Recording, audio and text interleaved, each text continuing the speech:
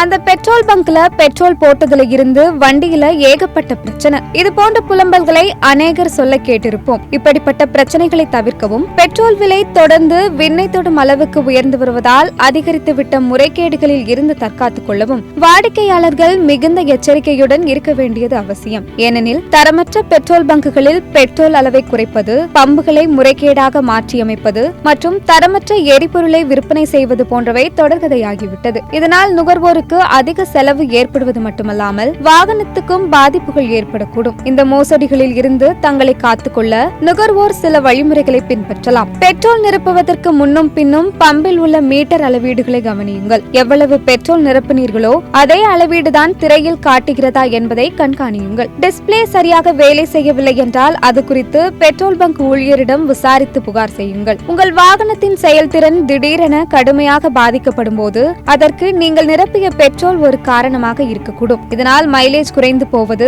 Engine சரியாக வேலை செய்வதில் சிக்கல் ஏற்படுவது போன்ற பிரச்சனைகள் ஏற்படலாம். நம்பிக்கைக்குரிய மற்றும் வாடிக்கையாளர்களின் நல்ல ரிவ்யூக்களை கொண்ட பிராண்டுகள் மற்றும் பங்குகளில் பெட்ரோல் நிரப்புவது நீங்கள் ஏமாற்றப்படுவதற்கான வாய்ப்புகளை குறைக்கிறது. மோசடி அல்லது முறைகேடான செயல்கள் நடப்பது போல் நீங்கள் உணர்ந்தால் அல்லது சந்தேகத்திற்குரியவற்றை கவனித்தால் அவற்றை பெட்ரோல் பங்க் நிர்வாகத்திடம் புகார் அளிக்க தயங்காதீர்கள். நீங்கள் நிரப்பிய எரிபொருளுக்கான ரசீதை கேட்டு பெற்றுக் கொள்ளுங்கள்.